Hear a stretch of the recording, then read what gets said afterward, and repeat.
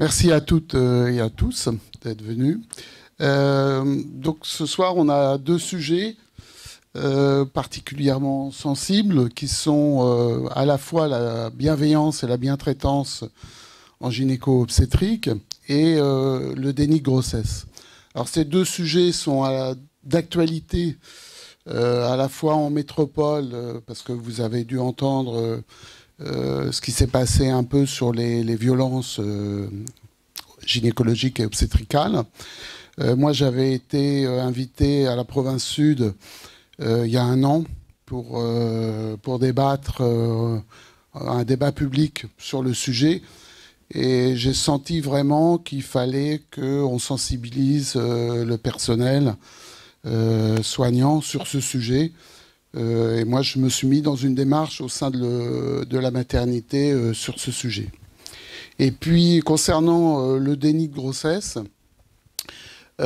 c'est aussi un sujet d'actualité, mais calédonien, puisqu'on a eu une jeune fille de 16 ans qui a accouché dans un internat avec le décès d'un fœtus. Et j'ai bien senti aussi à cette occasion la difficulté du manque de connaissance surtout de cette pathologie, à la fois au niveau des juristes et à la fois des soignants.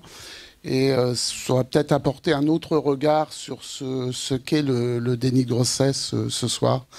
Donc voilà, je vais laisser parler le professeur Nizan, qui a été mon maître à la fois à Strasbourg et à Paris, et que j'ai l'honneur et la joie d'accueillir ici pour vous parler de ces deux sujets.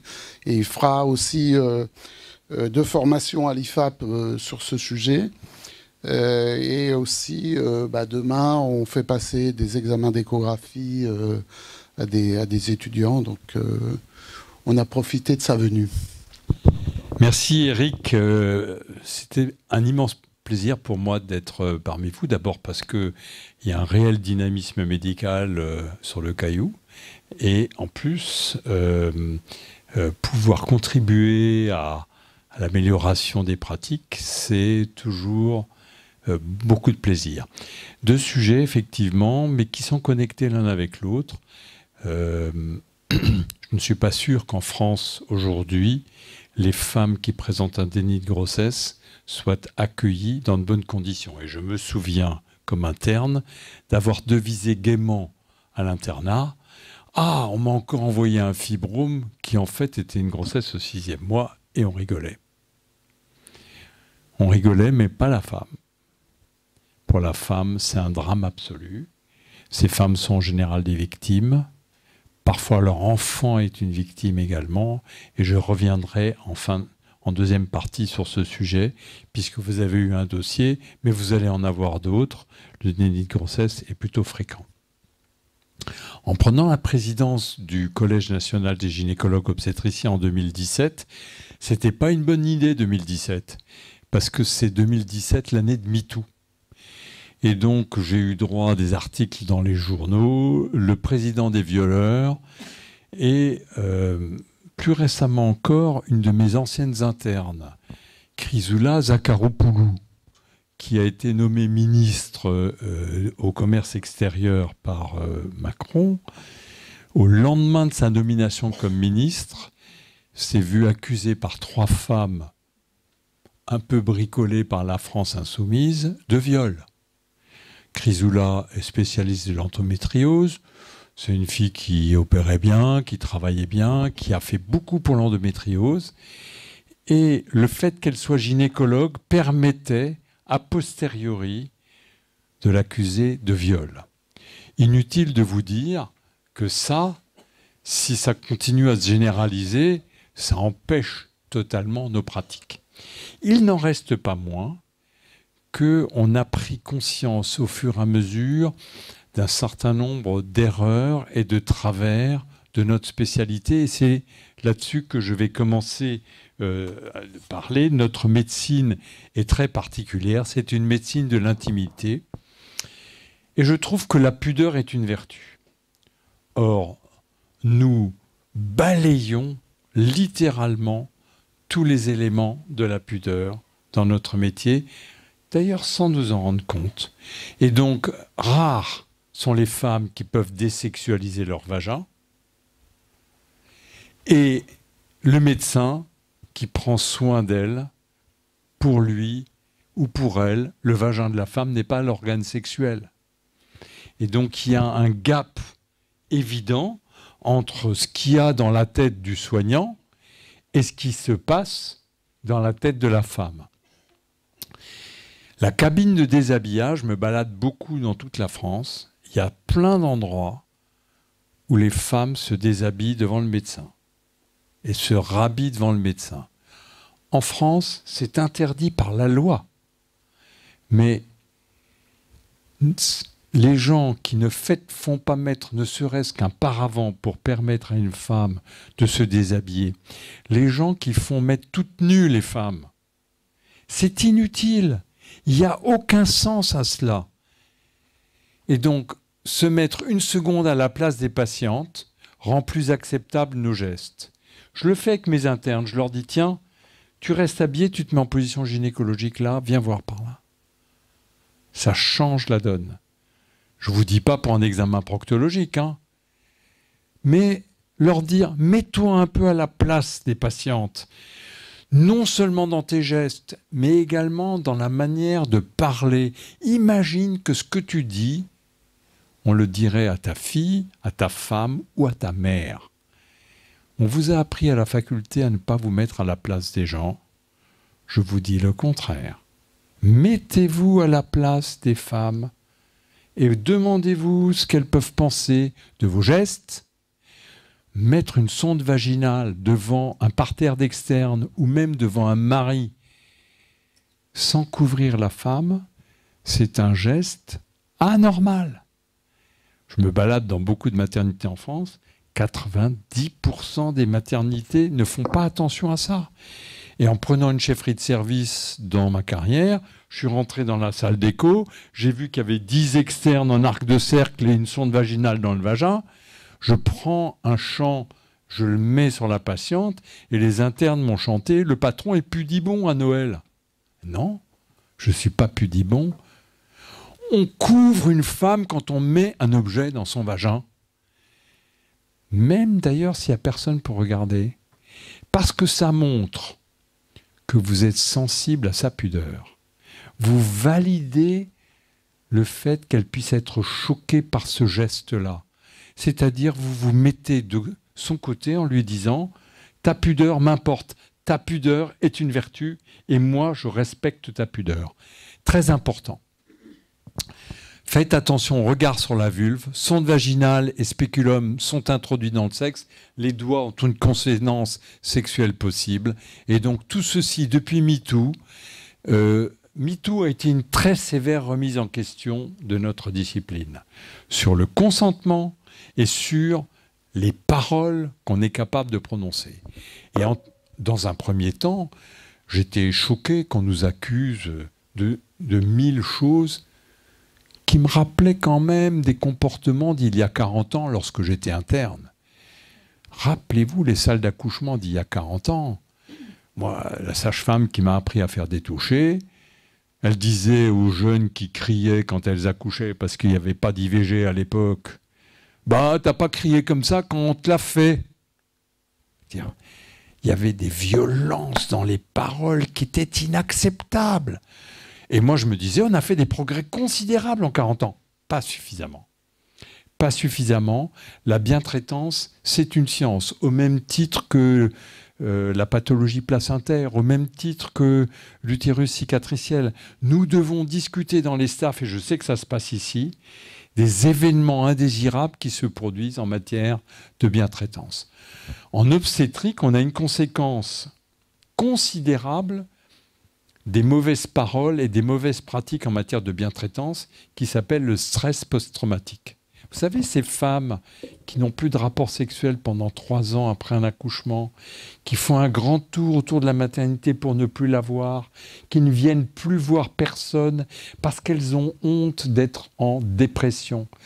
La bientraitance diminue le stress post-traumatique.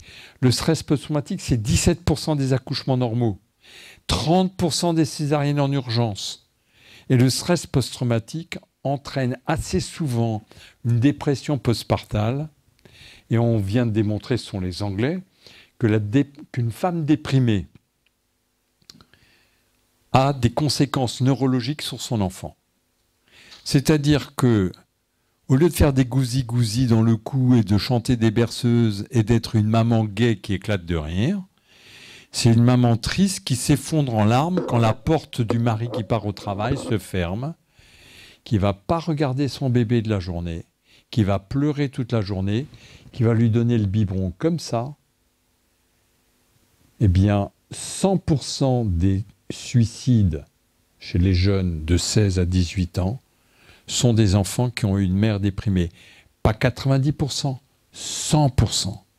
Ce qui veut dire que dans la construction neurologique du cerveau d'un enfant, c'est pas pareil si on a une maman qui fait des gousi-gousi et qui est gaie que si on a une maman triste qui n'en fait pas.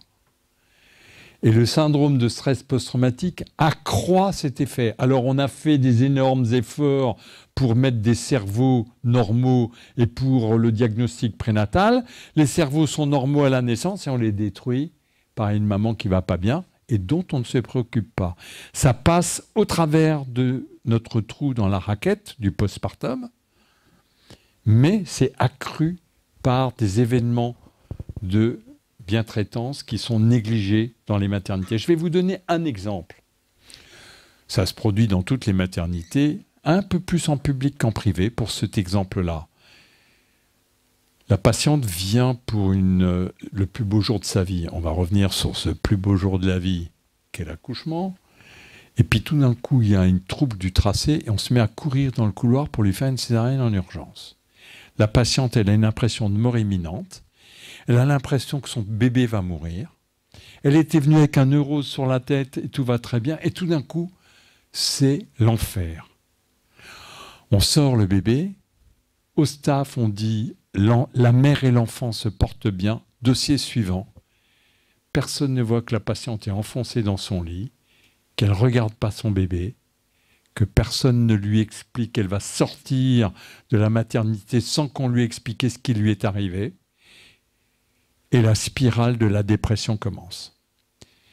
Je ne suis pas sûr encore aujourd'hui que dans les services de France, toutes les patientes qui ont une césarienne en urgence, par le chef de clinique de garde, soient informées au lendemain ou au surlendemain du pourquoi on leur a fait une césarienne en urgence et de ce qui s'est passé réellement. Pas d'information a posteriori dans beaucoup de dossiers de dépression postpartale grave. Et donc, on voit bien que si on n'apprend pas aux jeunes, quand tu as fait une césarienne, ça fait partie de... Tu as fermé la peau, oui.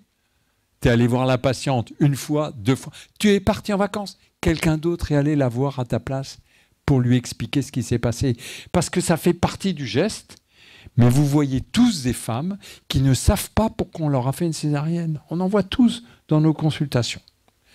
Donc en obstétrique, les conséquences néfastes sur les enfants hantent le postpartum sans que nos organisations les suivent. Et David Cameron a mis 350 millions de livres sterling sur la table pour ce problème parce qu'ils ont calculé, les Anglais savent calculer les dépenses de santé, que ça coûte 8,1 milliards de livres par an, la dépression postpartale.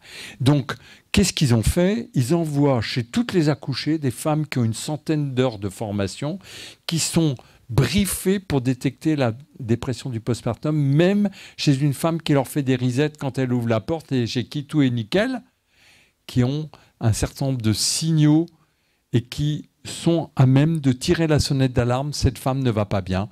J'ai vu un des signes de détection de la dépression du postpartum. Diminution drastique des complications postpartales. Il faut véritablement qu'on avance sur ce sujet et vous connaissez la mortalité maternelle dans les endroits où il n'y a pas de docteur et pas de sage-femme. La mortalité maternelle dans l'espèce humaine, c'est 800 pour 100 000 naissances. Quand il y a dans la brousse, il n'y a personne, c'est 800 pour 100 000. Il y a des pays d'Afrique, notamment francophones, où on est à 1000 pour 100 000. Plus que la mortalité naturelle. Explication, on ne paye pas les médecins pour les accouchements normaux. Le seul moyen de gagner sa vie, c'est de faire des césariennes. On fait des césariennes à tout le monde, le jour, parce que la nuit, il faut dormir. Et puis, les césariennes beurrent. Et à la naissance suivante, il y a une rupture utérine. Et la femme meurt. Plus de morts chez certains Africains francophones. En Guinée équatoriale, 1100 décès pour 100 000 naissances. Il faut quand même qu'on se pose des questions sur la manière dont on forme les gens. Mais nous, on n'est pas à 800 pour 100 000, on est à 8 pour 100 000. On a divisé par 100 la mortalité maternelle. Merci les docteurs, merci les sages-femmes, merci tout le monde. Donc on n'a pas à rougir de notre métier. Mais on a un effet qui est en train de se produire, c'est la paupérisation de tous les services. Et quand il y a un praticien qui part, les autres ont des gardes en plus. Et quand il y a une sage-femme qui part, les sages-femmes, on les rappelle de leur congé pour venir prendre une garde en urgence. Et quand ça se produit trop dans une maternité, des équipes maltraitées peuvent devenir maltraitantes.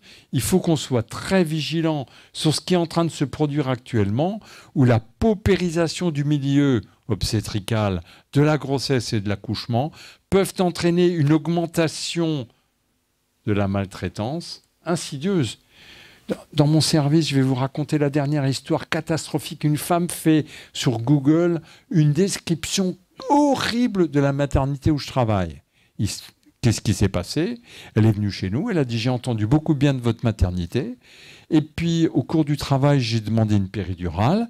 Le périduraliste est venu, mais la sage-femme, qui avait plusieurs accouchements à faire en même temps, m'a confié à une élève sage-femme. Et pendant qu'il piquait la péridurale, je sentais la tête qui sortait. J'étais assise sur la tête. L'élève sage-femme a paniqué. Elle est allée chercher la sage-femme qui était dans la salle d'à côté, qui a dit « Je ne peux pas venir parce que je suis en train de faire un accouchement ».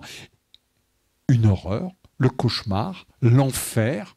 La patiente a vécu le pire moment de sa vie, et hop, c'est parti sur les réseaux sociaux, à juste titre. À juste titre parce qu'il n'y a pas de raison. Il n'y a pas de raison. Les sages-femmes de mon équipe me disaient qu'il y a 10 ans, quand je venais avec plaisir pour prendre mes gardes. Aujourd'hui, j'ai la boule au ventre quand je viens, parce que je peux très bien me retrouver dans une nuit où j'aurai 4 accouchements en même temps, et ça, c'est l'enfer. Alors, un petit florilège que j'ai pris sur les réseaux sociaux qui va vous rappeler des choses. Le travail avançait très lentement, la péri ne marchait pas bien, les contractions me faisaient très mal, la sage-femme était de mon âge, je pensais qu'elle serait gentille, mais elle était brutale. Elle me disait « Vous ne voulez pas accoucher, c'est pour ça que ça n'avance pas, c'est de votre responsabilité. » Après, elle m'a dit « Mais vous avez des problèmes, vous avez subi des attouchements ou quoi ?» Moi, je n'ai rien subi, mais j'étais outré quand elle me le demande comme ça violemment. J'étais tellement choqué, je n'arrivais pas à la regarder, même pour lui dire que j'avais mal. Alors elle m'a dit, regardez-moi, vous me parlez, quand vous me parlez, c'est le minimum, c'est très impoli de vous comporter comme ça. Je n'imaginais même pas qu'on puisse me parler comme ça. Moi, j'avais confiance en arrivée, je pensais qu'ils étaient corrects et respectueux. Témoignage d'il y a quelques semaines. Une autre.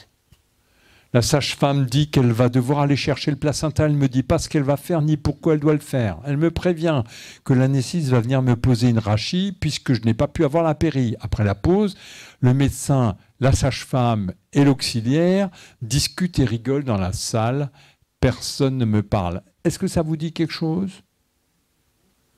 Sans me prévenir, la sage-femme introduit sa main, son avant-bras. Elle fait 2 fois sans me prévenir, sans me regarder. Elle parle avec l'anesthésiste et la puère de leurs vacances. Un homme et une femme entrent dans la salle, ma blouse est complètement ouverte, je suis très gêné. Ils disent « Ah, tout est propre ici ». La sage-femme dit « Oui, tout a été nickel ». De mon côté, rien n'est nickel, c'est le désordre total. Encore une. Les sages-femmes et puéricultrices étaient 4 en salle de naissance. Aucune n'a pris le temps de me guider pour la première mise au sein. Quand enfin la sage-femme m'a montré, elle m'a serré le téton très fort à m'en faire mal. Elle l'a enfoncé dans la bouche de mon bébé qui hurlait, tout en l'appuyant la tête violemment sur le sein. Beau tableau pour une première mise au sein, très encourageant. Et elle est partie en me lançant, voilà, c'est comme ça qu'il faut faire. Et je lui souhaite bon courage pour téter avec des seins pareils. C'est le petit sadisme quotidien à l'ombre de la chambre. Et la très grande difficulté de cette affaire-là pour un chef de service, c'est de repérer que dans son service, il y a quelqu'un qui fait ça. Très difficile, extrêmement difficile, parce que ça ne remonte pas. Il n'y a pas si longtemps, à l'endroit où je travaille, il y a quelque chose qui est remonté parce qu'il y a eu des témoins. Une nouvelle sage-femme, la patiente, il faut faire une extraction instrumentale, elle demande à la sage-femme de lui tenir la main. Et la sage-femme, qui était là depuis une semaine, lui répond « Je ne suis pas là pour ça. Je ne suis pas là pour ça. Ben, il ne faut pas qu'elle soit là tout court.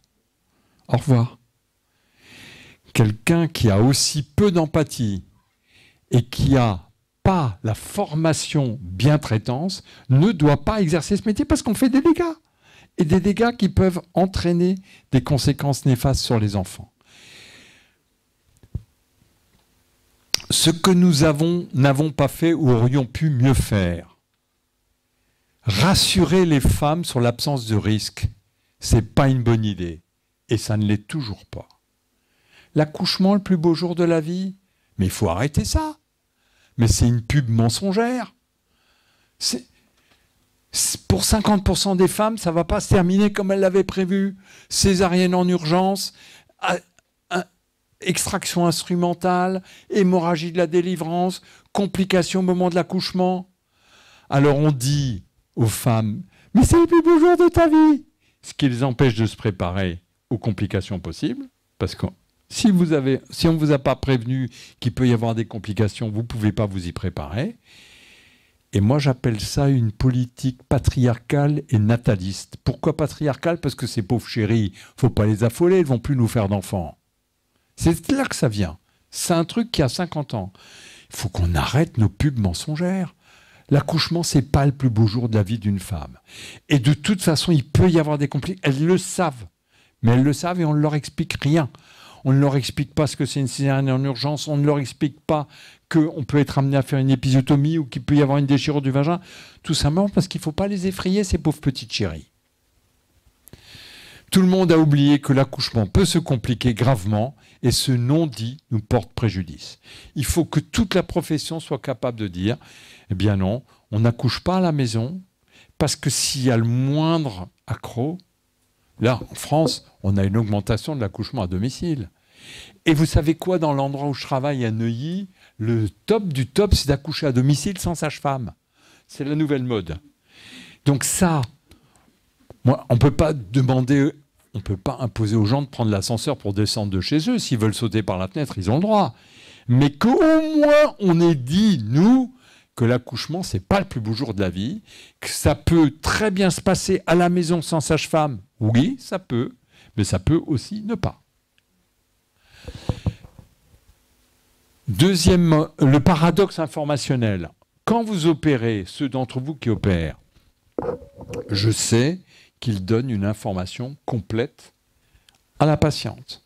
Parfois même, cette information concerne toutes les complications possibles, parce que s'ils n'ont pas donné cette information et qu'une complication se produit, on va le leur reprocher. Et la patiente, au bout du compte, elle peut très bien dire « Ah ben, puisque c'est comme ça, je ne me fais pas opérer ». Mais dans l'accouchement, si vous dites à une femme les 100 complications possibles qui peuvent se produire au cours d'un accouchement, après l'accouchement, ce n'est pas une accouchée que vous avez dans le lit, c'est une rescapée. Vous ne pouvez pas. Alors, on nous dit, bon, ben, choisissez les complications que vous allez dire aux patientes. Ah, ouais, mais dès qu'on choisit, c'est juste pas celle qu'on avait choisie qui va se produire. Donc nous sommes dans un paradoxe informationnel, c'est que nous avons à choisir sur les choses qu'on va dire et les choses qu'on ne va pas dire, parce que si vous dites à une femme, vous savez, il y a l'embolie amniotique, ça tue 40 femmes par an, et quand une embolie amniotique est massive, eh ben, on ne peut rien faire, la femme meurt. Est-ce qu'on doit donner toutes les informations à une femme enceinte? Ma réponse est non. Capable de se la fermer, d'ailleurs en échographie, il en va de même. Si on n'est pas capable de se la fermer sur les doutes, il faut aller faire de la biologie ou un autre métier, mais pas de l'obstétrique. Donc l'obstétrique a un chemin étroit entre j'informe et j'informe pas. Et j'informe pas, oui, quand il y a un certain nombre de choses pour lesquelles on ne doit pas informer. Donc, premier manquement, le défaut d'information en obstétrique et en gynécologie, mais il en va de même pour la contraception, l'IVG, l'endométriose, la ménopause. Deuxième manquement, l'apprentissage du consentement et de son aspect transitoire. Quand on opère, la femme ne nous refuse jamais son consentement en cours d'intervention. Il y a une complication, ça saigne, on va faire ce qu'il faut et on ne va pas lui demander son consentement. Elle dort. Quand on examine une patiente, elle ne dort pas. Elle ne dort pas et elle peut retirer son consentement à tout moment. Je n'arrive pas à comprendre que certains collègues n'entendent pas quand une femme dit stop. Stop, c'est stop. Et c'est stop tout de suite.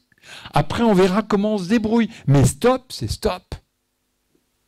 Une femme qui donne son consentement, ce consentement est provisoire jusqu'à temps qu'elle le retire. Et si elle le retire tout de suite. Je ne continue pas à chercher le stérilet avec la bingoléa quand la femme me dit stop. Mais je n'ai pas pu l'attraper. Elle a dit stop. Depuis MeToo, je fais 2 étapes de consentement dans toutes mes consultations, qui n'existaient pas avant. Donc, merci MeToo. Premièrement, toutes les femmes qui consultent ne souhaitent pas être examinées. Donc, je demande aux patientes, à la fin de l'anamnèse, est-ce que vous souhaitez être examinée? Il y en a une sur 20 qui dit, ah ben si c'est pas indispensable, bah oui. Et souvent, c'est pas indispensable. Et puis, au moment où la patiente est installée, je redemande, est-ce que vous êtes prête? Ben, je suis là pour ça, docteur. On se prend une algarade. OK, ça va sans dire, mais c'est mieux en le disant. À 2 moments dans la consultation, j'ai mis la patiente avec les mains sur le volant pour qu'à tout jamais, on ne puisse pas me reprocher d'avoir fait un geste sans consentement. Puis ce que je fais depuis peu également, c'est que je montre le spéculum à la patiente quand il y a besoin de placer un spéculum pour faire un frottis. Et j'explique. Voilà l'objet, voilà. Regardez. Et puis voilà la brossette que je vais passer sur votre col pour aller chercher les cellules cervicales. Tout ça, ça fait partie du consentement. Il faut que les patientes comprennent le but de nos gestes et la nature de chacun de nos gestes. Le nombre d'entre nous qui ont bistourné des polypes accouchés par le col sans le dire à la patiente, on est nombreux à avoir fait ça. Tous, on a tous fait ça. Et on se dit, bah, ça va passer, elle ne sentira rien, puis je lui montrerai le polype que j'ai sorti. Il faut arrêter ça. Il faut arrêter, il faut être dans une collaboration. Souhaitez-vous que je vous examine? Êtes-vous prête? Ne vous déshabillez pas entièrement. On fera cela en 2 fois. C'est déjà assez difficile comme ça. On ne va pas en rajouter. Vous vous mettez du côté de la patiente. Vous respectez sa pudeur. Il y en a qui disent, mais le précédent gynécologue, il voulait que je me mette toute nue. Pas moi. C'est plus difficile. On va faire en 2 fois. 3e manquement, en médecine de l'intimité, les séquelles peuvent être du même ordre que celles provoquées par l'inceste. Le père, comme le médecin, comme la sage-femme, ont un ascendant sur la patiente, plus ou moins fort selon la personnalité des professionnels. Lorsqu'il y a l'impression que cet ascendant est exploité pour un motif ou pour un autre, on a la possibilité d'avoir les mêmes conséquences et certains collègues franchissent la ligne jaune ou sont dans l'ambiguïté par rapport à leur patiente, certaines sages-femmes également, et ça peut conduire en prison. Je dis souvent à mes internes, si tu bandes quand tu fais un examen gynécologique, va faire autre chose. Va faire autre chose. Parce que ça va mal se terminer. Je sais que je suis le seul prof de médecine à parler de ça. Mais c'est très important d'en parler parce que les internes, surtout quand ils ont été gentils avec une patiente, ils vont se faire inviter à dîner par la patiente. Et hop, le dérapage devient possible. le dérapage qui est la confusion, franchissement de ligne jaune entre vie professionnelle et vie privée. Quand ça c'est possible, la prison n'est pas loin. Et ça va être de plus en plus le cas. Récemment, il y a un collègue à Strasbourg qui a été mis en prison parce qu'il a fait des avances à une patiente et des avances physiques. Prison, on demande à son entourage associé, hein, tu savais que... Ben oui, ça fait 20 ans que je le savais. Ça veut dire qu'on a l'omerta qui prévaut dans nos rangs. On sait qu'il y en a un qui est... D'ailleurs, quand je dis à des équipes médicales, il n'y en a pas un dans votre équipe à qui vous ne confieriez pas votre fille ou votre sœur? Tout le monde opine du bonnet. Donc on a tous dans les équipes des gens auxquels on n'ose pas faire des reproches, auxquels on n'ose pas dire bah, tu sais là, ton comportement, la manière dont tu as expliqué les choses, ça ne va pas. L'impératif de notre médecine qui touche à l'intimité, c'est de l'éloigner radicalement de tout ce qui pourrait être assimilé de près ou de loin à un acte sexuel dans les gestes comme dans la tête. J'ai eu dans une vie antérieure l'un ou l'autre praticien qui ont été mis en prison, pas pour des viols, pas pour des attouchements sexuels, parce que moi j'en fais 30 par jour des attouchements sexuels, pour de l'ambiguïté avec les patientes.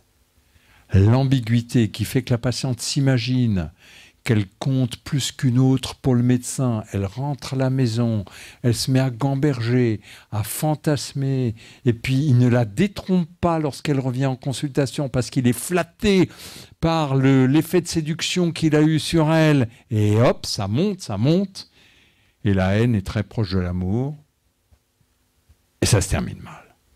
Qui est fautif? Pas la patiente. Toujours le professionnel de santé. Et les femmes sont tout aussi concernées maintenant parce qu'il y a du rentre-dedans de la part des femmes vis-à-vis des femmes, terrible et d'une violence extrême.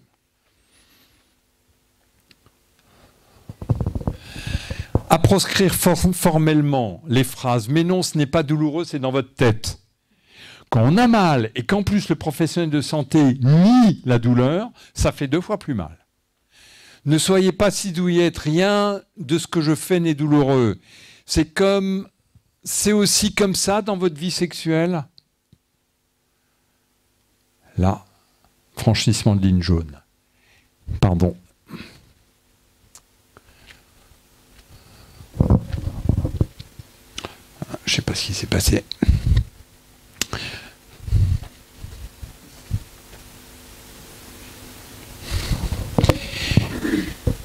Si vous n'écartez pas mieux que cela, je ne pourrai pas faire l'examen. Le nombre de fois où j'ai entendu ça, ou des médecins qui écartent les genoux de manière autoritaire. Examen trop long ou stop non entendu, éco-vaginal sans drap de protection sur le sexe.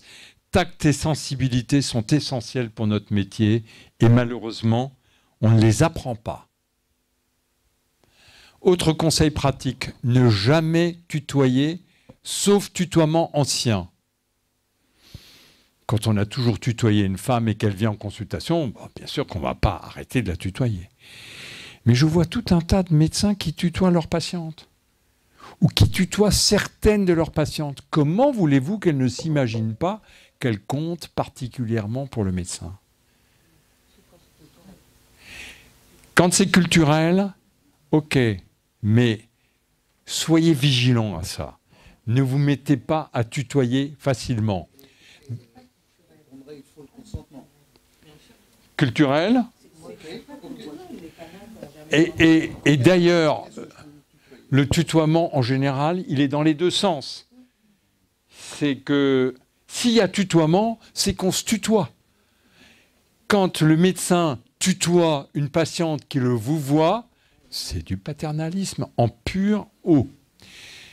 Ne jamais tutoyer, ligne rouge entre vie professionnelle et privée, dépistage en douceur des antécédents de violences sexuelles, c'est très important, je ne peux pas étendre, mais une femme sur 5 a subi des antécédents de violences sexuelles ou d'abus sexuels dans l'enfance et elle a recouvert ça de couches d'oubli pour pouvoir exister, et tout d'un coup, ça fait un court-circuit dans sa tête, et les choses reviennent. Les gestes à éviter, expression abdominale, épisiotomie, faites attention. L'expression abdominale bannie, c'est un plan B, c'est même un plan C. Essayez de ne pas la faire, et si vous la faites, exceptionnellement, il faut tout expliquer à la patiente et lui dire pourquoi on le fait. Et les indications restent extrêmement rares. Évitez la mise à l'écart de l'accompagnant sans justification. Je vais vous faire une ventouse, madame.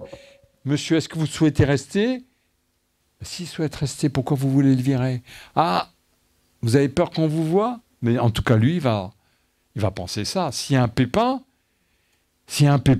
le fait d'avoir viré le mari, c'est à votre détriment. Tout ce qui n'est pas justifié médicalement est un abus de pouvoir médical. Les protocoles nous guident, mais secrètement, comme une partition musicale. L'interne qui dit « Madame, je suis obligé de rompre la poche des os, c'est le protocole », c'est inaudible. T'as qu'à la rompre, la poche des os, tu expliques à la patiente « Je romps la poche des os, je vous explique pourquoi je romps la poche des os. Est-ce que vous êtes d'accord que je rompe la poche des os ?» Mais pas, c'est le protocole. On a tous besoin de protocole pour travailler, et ce n'est pas l'ancien président du collège qui vous dira le contraire, mais très clairement, ça ne doit pas arriver aux oreilles de la patiente. C'est une partition musicale qui nous guide, et il faut user et abuser de la communication non verbale.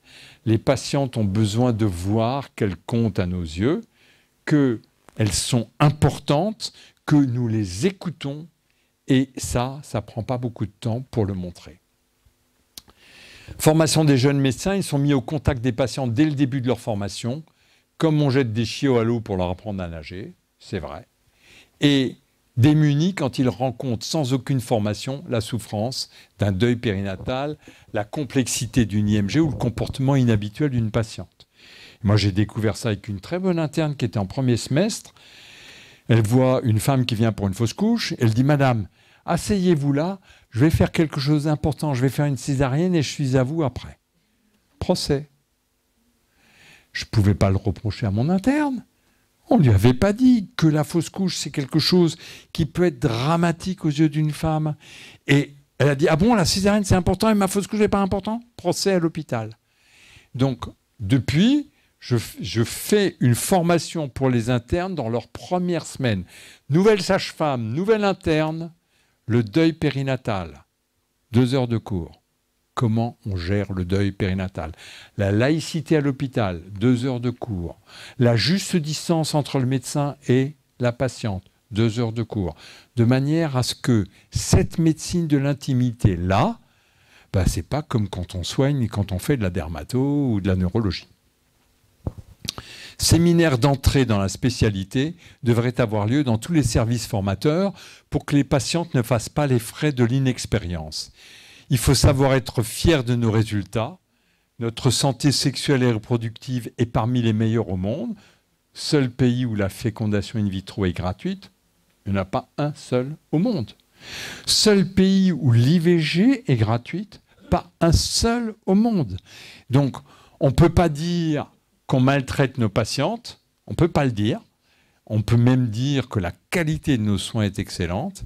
Mais ceux qui nous font des reproches, et il y en a dans la presse là récemment, ici en Nouvelle-Calédonie, sont les mêmes que ceux qui nous ont asséchés jusqu'à l'os.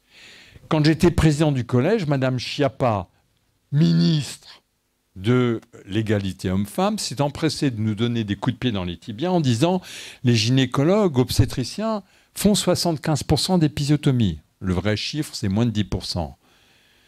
Alors, je lui ai écrit en tant que président du collège, « Madame, si vous avez besoin des chiffres, vous vous adressez à nous, on vous les donnera sans aucun problème. » Ah, c'est une statistique que j'ai faite sur mon blog. Et Madame Schiappa a continué à nous traîner dans la boue parce qu'électoralement, c'est rentable de tailler un short aux professionnels de santé. Mais quand je lui ai demandé de nous aider pour instaurer le label dans les maternités, le label Mia-Traitance, il n'y avait plus personne. Donc eux, ils réduisent les sages-femmes, ils réduisent les gynécologues, ils réduisent les moyens dans les maternités et ils nous accusent de mal faire notre boulot. Donc moi je leur dis, oh, mettez de l'argent. Les IVG, vous allongez le délai, c'est très bien, mais les femmes qui ont envie d'une IVG à Paris, elles attendent 4 semaines. Et on leur dit au téléphone, rassurez-vous, on a allongé le délai.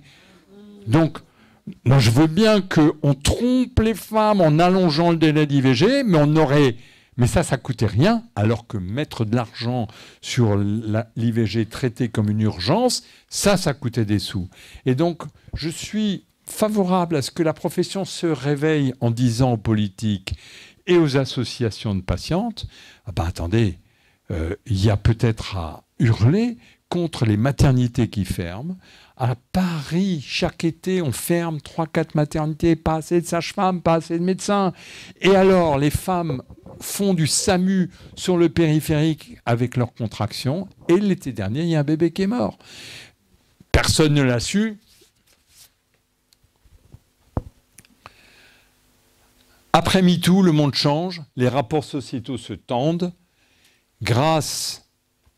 Les abus de pouvoir seront de plus en plus poursuivis et condamnés dans de véritables lynchages médiatiques avant même d'avoir été jugés.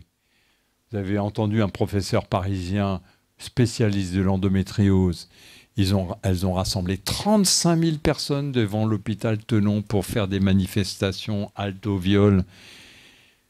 Il est lynché médiatiquement. Sa condamnation est sans appel. On lui a retiré sa consultation, sa chefferie de service, son titre de professeur, avant même d'être jugé. Condamnation sans appel. Et vous voulez que je vous dise, le premier gynécologue qui descend et qui, dans un micro, il l'a peut-être pas fait tout ça. Il prend une balle dans la tête également. Donc il n'y a personne qui est sorti pour dire c'est peut-être un petit peu du lynchage médiatique. Non. Personne, tout le monde l'a laissé tomber. Moi en premier, parce que comme j'étais le président des violeurs, si j'avais dit le professeur Intel, il est accusé alors qu'il n'a pas été jugé et il est condamné alors qu'il n'a pas été jugé, j'aurais été aussi dans le même voyage. Donc l'inversion des pouvoirs, le fait que les femmes aient plus de pouvoir est une très bonne chose.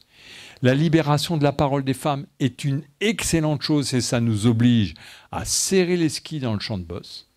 Mais elle va avoir ses excès et ses victimes parmi ceux ou celles qui n'auront pas vu ou accepté cette nouvelle donne sociétale. Ceux qui se comportent comme on faisait il y a 40 ans, ils vont passer à la trappe sans qu'on puisse les récupérer. Impossible. Les magistrats se régalent quand ils peuvent coffrer un gynécologue. Ils se régalent littéralement. Ils montent sur leur blanc destrier pour protéger les femmes contre ces pervers. Et donc, il ne faut pas qu'on ait l'omerta. Quand il y en a qui dérapent, et je sais qu'en Nouvelle-Calédonie, ce n'est pas trop le cas, il faut qu'ils soient pris à partie par le Conseil de l'ordre, par les associations médicales. Et je pense qu'il manque une structure qui puisse désigner un médecin pour que celui-ci soit encadré dans sa pratique. Dans les services hospitaliers, c'est le rôle du chef de service. En pratique libérale, c'est beaucoup plus délicat. Et quand un médecin dérape, il n'y a personne pour le lui dire. Et on attend que la justice s'en mêle. Et quand elle s'en mêle, c'est beaucoup trop tard. Voilà ce que je voulais vous raconter sur l'évolution de notre médecine de l'intimité. Et si vous êtes d'accord, on passe encore une dizaine de minutes sur le déni de grossesse, puisque je l'avais promis à Éric Camus.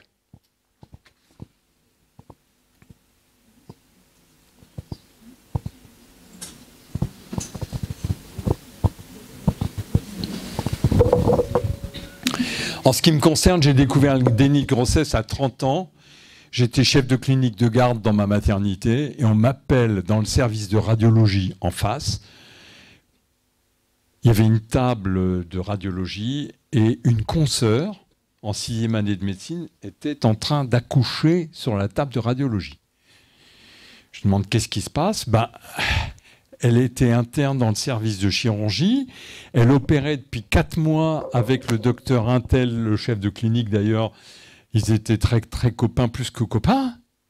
Et elle part le vendredi soir, revient le lundi matin en larmes. Elle ouvre son manteau. Elle dit « J'ai un sarcome, je vais mourir, il faut que tu m'opères. » Et mon copain, chef de clinique, la met sur la table d'opération. Et au dernier moment, il est pris d'un doute. Il dit, mais j'ai même pas d'abdomen sans préparation. Si les voies urinaires sont envahies, je vais être embêté. Il la descend de la table d'opération, l'emmène en radio, et c'est là que la tumeur est sortie pédiculée sur son cordon ombilical. Cette consoeur, qui n'a vu son ventre se développer qu'au moment des contractions, avait eu un rapport, elle était issue d'une famille très catholique, très pratiquante, et au début de l'année scolaire, ils étaient sortis en boîte. Les copains l'ont fait un peu picoler, elle qui picolait jamais, elle a perdu un tout petit peu le contrôle, elle a eu un rapport debout dans les toilettes dont elle ne se souvenait même plus, mais c'était pas possible. Tout ça n'était pas possible. C'était pas disable. Il se trouve qu'il n'y a pas si longtemps, je suis allé faire une conférence à Monaco et il y a une femme dans la salle, je racontais cette histoire. C'est moi, je suis oncologue et vous n'avez pas été terrible. J'ai pas été terrible, j'ai pas compris. J'ai pas compris. Je lui ai dit, mais attendez, vous êtes quand même rendu compte de quelque chose. Dernière phrase à dire. Parce que la femme se ferme comme une huître. Elle a l'impression qu'elle est monstrueuse, qu'elle ne s'est pas rendue compte qu'elle était enceinte. Et donc le déni de grossesse, il y a toujours une raison, c'est une pathologie psychique qui est assez fréquente. Quelle est la définition? C'est une grossesse qui évolue à l'insu de la femme. Insu, ça veut dire qu'elle ne se sait pas enceinte. Insu. Elle ne se sait pas. Ce n'est pas une grossesse cachée. La grossesse cachée, j'en ai vu deux dans ma vie. La femme du boulanger de Schiltigheim, et il lui avait dit « je ne veux pas plus que 2 enfants ». Elle a eu un échec dans sa contraception. Elle avait peur de lui. Elle est venue faire suivre toute sa 3e grossesse. Puis à terme, il est descendu au mitron à 2 h du matin. Elle est venue accoucher à 3 h du matin. À 6 h, elle vendait les petits pains au chocolat. Et on ne l'a plus revue. Grossesse cachée, on n'accouche pas toute seule. Déni de grossesse, on ne se sait pas enceinte. C'est l'incrédulité de tout le corps médical qui empêche ces femmes de parler. Mais enfin, madame, parce que ça nous met tous dans le malaise, les sages-femmes, les médecins, quand on découvre un déni de grossesse, c'est la puissance de l'inconscient. Comment ça se fait qu'on ne voit pas le ventre, y compris chez une femme maigre? L'inconscient régule la silhouette. Tous les jours, on se regarde à poil dans la glace. La silhouette est régulée. La puissance des muscles grand droit est régulée par l'inconscient. Le fœtus, l'utérus, au lieu de s'avancer vers l'avant, reste debout, le fœtus pousse vers le haut, refoule le diaphragme, diminue un peu la capacité vitale et c'est tout. C'est un symptôme. J'ai mis voir un syndrome. Pourquoi je dis ça? Parce que pour avoir défendu beaucoup de femmes en cour d'assises, traitées de meurtrières en série, j'ai eu chaque fois l'impression que ces femmes n'émettaient rien sur la longueur d'onde femme. Je ne sais pas si vous voyez ce que je veux dire. Comme si leur féminité était un peu altérée, comme si leur forme n'était pas visible, comme si elles avaient pris un jeton sur la communication avec autrui de leur féminité. Je ne sais pas le dire autrement. Le déni de grossesse est contagieux pour l'entourage, personne ne voit, y compris pas les maris. Très grand spectre de causes, très peu de littérature pédagogique. Pour les plus anciens d'entre vous, vous avez déjà vu des grossesses nerveuses. Moi, j'en ai vu quelques-unes. Ce sont des femmes qui viennent de pays où il n'y a pas d'échographe, pas de test de grossesse. Ça fait 2 ans qu'elles sont mariées. Il y a toute la famille qui est sur leur dos en train de leur dire « alors, qu'est-ce que t'attends hein ?» Puis tout d'un coup, elles se mettent en aménorrhée. Et le ventre, il gonfle, et gonfle, et gonfle. Et il y a des you-you. Mais si on fait une échographie, l'utérus est vide. La grossesse nerveuse est une grossesse psychique sans grossesse physique. C'est juste le contraire du déni de grossesse, qui est une grossesse physique sans grossesse psychique. Dans l'espèce humaine, s'il n'y a pas de grossesse psychique, il n'y a pas d'enfant. Il y a une tumeur qui se développe à l'insu de la femme, mais il n'y a pas d'enfant. La grossesse psychique, vous l'avez tous vu, c'est la femme qui sort l'échographie de 12 semaines en 3D. Et t'as vu comme il ressemble à grand-père? Il va être nerveuse comme grand-mère. Il rentre dans la généalogie, il rentre dans l'inconscient, il rentre dans l'arbre généalogique de la femme. C'est ça, la grossesse psychique. Et on a besoin de 9 mois de grossesse psychique pour se faire à l'idée.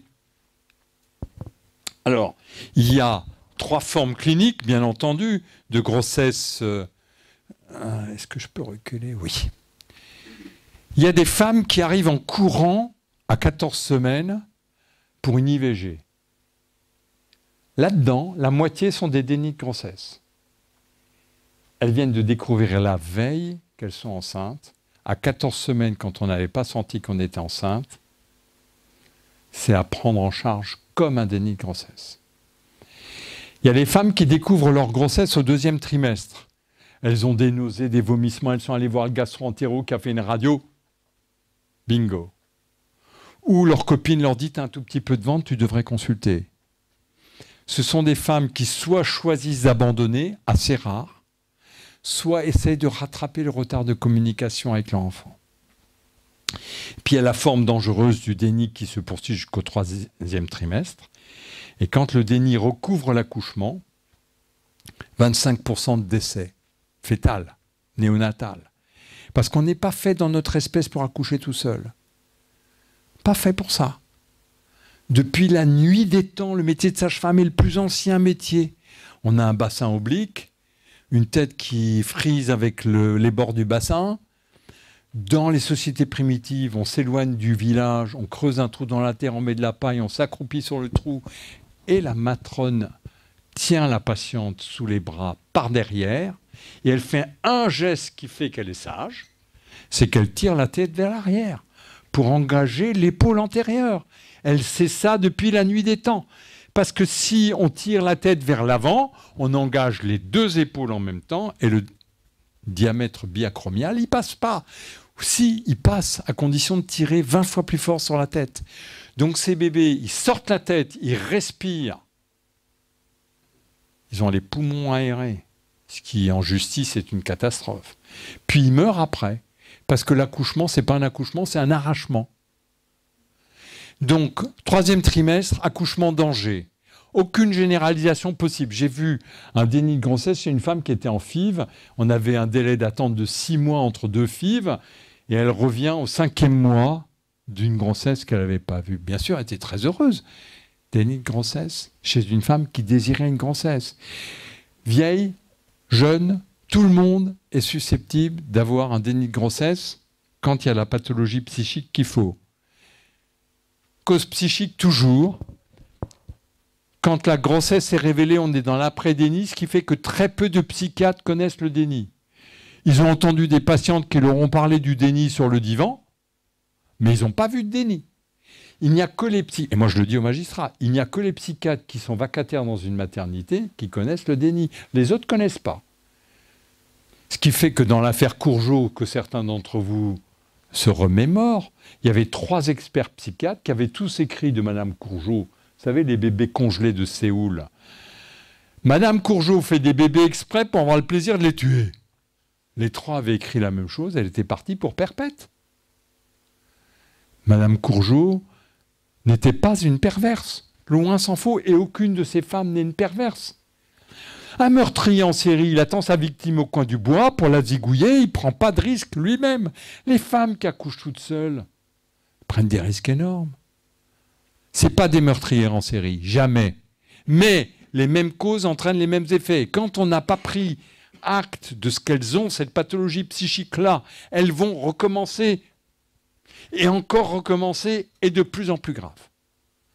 Donc il y a une part de responsabilité. Mme Courgeot, première grossesse découverte à l'âge de 5 mois.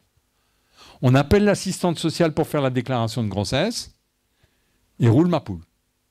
Deuxième grossesse découverte à l'âge de 7 mois, on appelle l'assistante sociale pour faire la déclaration de grossesse et personne ne se préoccupe de l'état de santé psychique de Mme Courgeot.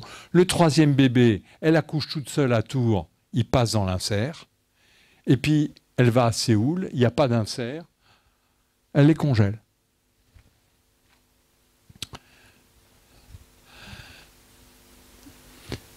2 généralisations sont possibles tout de même, que j'accepte volontiers. L'incrédulité est dommageable. Si vous accueillez ces femmes en étant incrédules, elles vont vous détecter en un quart de seconde, et là, c'est fini. On ne cause plus. Et la souffrance psychique est toujours grande. Elle s'exprime par le déni, et vous avez là une des solutions pour les accueillir. Je sens que vous êtes en très grande souffrance. Je ne sais pas ce que je peux faire pour vous aider. Vous vous mettez dans une situation d'incomplétude. Je ne sais pas ce que je peux faire pour vous aider, mais je sens que vous êtes en très grande souffrance. Là, vous pouvez rentrer et commencer à comprendre, et parfois, même la femme n'y comprend rien de ce qui lui arrive. La grossesse cachée, j'en ai parlé. Je vais sauter là-dessus et juste aborder l'axe psychique de la filiation. La filiation repose sur un trépied, les gamètes, la FIV, le pied biologique. Il y a le pied familial, juridique. Cet enfant, tel couple va l'adopter, ce sera leur enfant, à eux, il portera leur nom, axe juridique. Aucun de ces 2 axes n'est indispensable. Le seul qui soit indispensable, c'est l'axe psychique. Cet enfant qui vient de naître, je vais l'élever, c'est mon enfant. D'ailleurs, les Romains, ils avaient un rituel. Le père soulevait l'enfant de terre et le reposait, ça veut dire je l'adopte. Le mécanisme d'adoption est le mécanisme qui crée la filiation. Et c'est le seul du trépied qui, s'il manque, il n'y a pas de filiation. Et donc, la procréation et l'enfantement sont 2 choses différentes. Je voudrais revenir sur la norme maternelle. Il y a une phrase que je vous demande de ne plus jamais prononcer, c'est l'instinct maternel. L'instinct maternel, juste, il n'existe pas. L'instinct, c'est comme un moineau qui fait son nid comme les moineaux d'il y a 10 000 ans, de la même manière. Il n'a jamais vu faire un nid, il va chercher les mêmes brindilles, il les agence de la même manière. C'est engrammé génétiquement. Le moineau a de l'instinct. Si vous me trouvez un ensemble de comportements aussi complexes chez l'humain, je serais d'accord pour dire qu'il y a de l'instinct. Il n'y a pas. Il y a des réflexes, le réflexe de succion, c'est un réflexe, mais il n'y a pas d'instinct. Ensemble de comportements complexes qui s'enchaînent les uns aux autres. Nous n'avons pas d'instinct. Si on a un peu le temps, je vous expliquerai pourquoi on n'a pas d'instinct. Mais on est le seul animal sur cette planète à ne plus avoir d'instinct. Et en particulier, on n'a pas d'instinct maternel. Et quand vous parlez de l'instinct maternel à une patiente qui sent rien du tout, elle se dit mais je vais pas bien moi. Je sens pas venir l'instinct. Est-ce que je suis normal? Est-ce que je suis normal? Il n'y a pas d'instinct. La maternité comme la paternité sont une adoption. Et ça, c'est ce que nous apprend le déni de grossesse. Le déni de grossesse, c'est l'absence d'adoption. À aucun moment, il y a l'adoption des pères, on la connaît. Il y en a qui adoptent quand ils voient sur l'échographe, il y en a qui adoptent quand ils voient le bébé, quand ils peuvent causer avec lui ou quand ils peuvent jouer au foot avec lui. Il y en a qui adoptent jamais leur enfant. On le sait. Pour les mères, passez la visite, il n'y en a aucune qui vous dira qu'elle trouve son bébé moche. Mais pourtant, il y en a plein qui le trouvent vraiment moche. Il ne ressemble pas du tout à ce qu'elle s'imaginait. Puis il y en a plein qui vont vous dire « mais j'ai envie de le balancer par la fenêtre tellement il crie ». Il y a des moments où j'ai envie de le balancer par la fenêtre. Ben oui, tout ça, c'est normal. Tout ça, c'est normal. Il n'y a pas d'instinct maternel. D'ailleurs, n'importe quelle chienne retrouve ses chiots. Si vous mettez 10 bébés à une femme qui vient d'accoucher, je vous fiche mon billet qu'elle ne retrouvera pas son bébé. 0 d'instinct. 0. C'est pas un défaut. Nous sommes des êtres de culture et pas des êtres de nature. Pour des raisons philosophiques que je n'ai. Alors, gare à la mère défaillante. Dans nos sociétés, la mère défaillante. Alors, remarque sur l'accouchement seul. Imaginez que vous ne savez pas que vous êtes enceinte. Les contractions surviennent. Vous ne savez pas ce qui vous arrive. Vous vous mettez sur les toilettes ou dans un bain, ça continue à faire mal. C'est un calvaire. L'accouchement d'une femme en déni de grossesse, il n'y a pas pire situation. Et ce sont des femmes qui perdent les pédales. Il y en a qui peuvent très bien accoucher et mettre le bébé dans la poubelle et retourner se coucher. Elles perdent complètement les pédales. Il y en a qui perdent les pédales même en accouchant dans une salle d'accouchement avec 3 sages-femmes autour d'elle. Mais non, tout va bien aller. Elle est à petit couronnement. Je veux rentrer à la maison, me disait ma belle-sœur. Je veux rentrer à la maison. Tu as à petit couronnement, tu ne rentres pas à la maison. Mais quand on accouche et qu'on ne se savait pas enceinte, bien sûr qu'on peut perdre les pédales. Bien sûr qu'on peut avoir des comportements complètement bizarres. Donc il y a une irresponsabilité transitoire qu'il faut que nous expliquions aux magistrats. Mais il y a surtout le fait que la traction de la tête vers l'avant, qui engage le diamètre biacromial, tue l'enfant. Et c'est un enfant qui a respiré. Au tribunal, vous avez l'anapathe qui dit, devant les jurés éberlués, « J'ai découpé les poumons ils flottaient, ça veut dire que le bébé a crié. Vous vous rendez compte, elle a tué le bébé alors qu'il criait. » Condamné.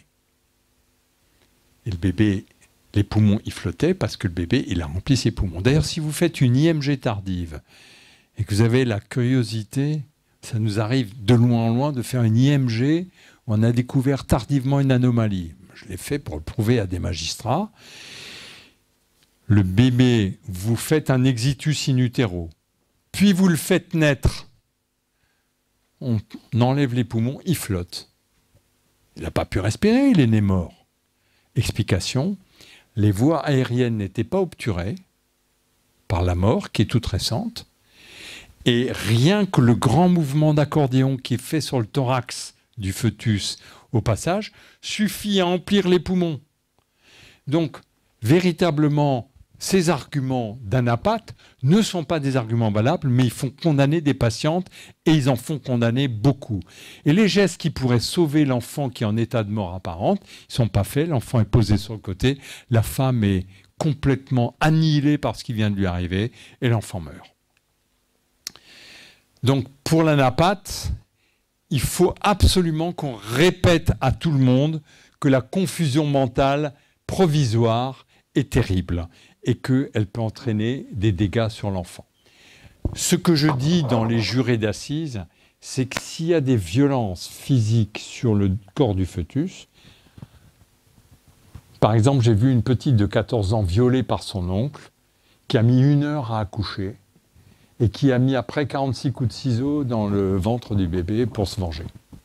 Et après, elle a développé une schizophrénie, et pour cause. Quand il y a des violences ayant entraîné la mort de l'enfant, on ne peut pas faire le déni de ça, et il faut condamner. En revanche, en l'absence, quand il n'y a que de l'asphyxie, ou que du fracas facial, parce que la femme elle a empaumé la tête avec toute la force qu'elle pouvait, et elle a pressé sur la face, le fracas facial n'a tué personne, l'asphyxie les tue. Quand il n'y a que de l'asphyxie, ces femmes ne sont pas responsables de la mort de leur enfant. Et donc, pour terminer, quelques remarques sur le psychisme. Ce sont toutes des femmes qui ont une altération de leur représentation de ce que c'est que la maternité. Il y a pratiquement toujours un rapport à leur propre mère qui est gravement détérioré. Il y a un clivage assez fréquent, un gel des affects, et elles accouchent sans accoucher. Parfois, elles annulent la vie. Elles mettent un mouchoir sur le nez du bébé, elles croient qu'elles l'ont étouffé. Et elles disent toutes, il n'y a pas d'enfant. Il y a quelque chose qui est sorti de moi. Et parfois, le déni peut continuer 48 heures après la naissance. J'ai vu des femmes qui avaient le bébé dans le berceau à côté d'elles. Alors on leur dit, il y a un enfant là. Oui, il y a un enfant. Vous voulez le prénommer? Ah non, je n'ai rien à voir avec lui. Une femme qui vient d'accoucher. Donc, on est dans une pathologie psychique, et quand on regarde les antécédents de ces femmes, il y en a 85% qui ont des antécédents d'abus sexuels ou de viol dans l'enfance. Et vous voulez que je vous dise, les 15% autres, elles en ont aussi. Simplement, elles ne sont plus capables de le formuler, elles ne sont plus capables de s'en souvenir. Donc c'est une des altérations cognitives. C'est comme si les antécédents de ces femmes avaient effacé leur féminité, avaient effacé leur capacité de se concevoir comme un être féminin capable de reproduction. Madame Courgeot, on lui a demandé comment ça se fait que vous n'avez pas pris de contraception. Mais comme elle n'était pas capable d'anticiper les rapports sexuels et qu'elle n'était pas capable d'anticiper, de toute façon pas. Donc, ce sont des femmes qui reviennent inlassablement dans la même situation. Et Mme Courgeot, quand elle a enfin été hystérectomisée parce qu'elle a failli mourir en laissant le placenta dans l'utérus, et le mari lisait le journal à côté, c'est une copine qui est venue. Les gynécologues coréens lui ont enlevé l'utérus, ont bien vu qu'il y avait un placenta, mais ils se la sont fermés. Elle a dit, quand elle a su qu'elle était hystérectomisée, enfin, ça ne m'arrivera plus. Donc ça montre bien que ce sont des femmes qui sont complètement dépassées par ce qui leur arrive. En général, leur entourage est dépassé également. Elles ont besoin que nous, les professionnels de santé, nous les défendions plutôt que de faire haro sur le baudet. Il y a chaque fois que je vais dans les tribunaux, un avocat de Enfance et Partage. Enfance et Partage dépense tout son argent pour payer des avocats pour enfoncer ces femmes qui ne sont que des victimes. Et donc, véritablement, je n'ai pratiquement vu qu'une seule femme qui avait tué son enfant. J'en ai vu une dizaine où l'enfant était mort à côté d'elle, tout simplement parce que l'accouchement avait été une horreur. Et ces femmes ont besoin que nous témoignions en leur faveur pour dire voilà le contexte, et on peut effacer dans le cerveau d'une femme sa capacité relationnelle sur le plan féminin et reproductif. C'est ça le déni de grossesse. Merci de votre attention, et si vous avez des questions.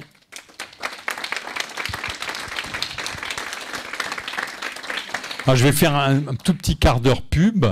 J'ai fait un bouquin, Elles accouchent sans être enceintes, avec toutes les explications sur le mécanisme psychique du déni, qui est paru chez Les Liens qui libèrent, LLL. Donc c'est le livre de cours sur le déni de grossesse. Je me suis aperçu qu'il n'y avait rien. Il y a un déni du déni, c'est-à-dire qu'il y a beaucoup de gens qui sont très énervés par cette pathologie, parce qu'elle montre la puissance de l'inconscient, elle montre que la maternité est une adoption, et ça énerve beaucoup de monde. Et donc, il y en a qui disent le déni, ça n'existe pas. Beaucoup de magistrats aussi qui disent ça, le déni, c'est un moyen de contraception. On tue les enfants une fois qu'ils sont nés, ce qui est une horreur. Donc, là, maintenant, il y a une question de cours sur le sujet. À vous entendre pour vos questions.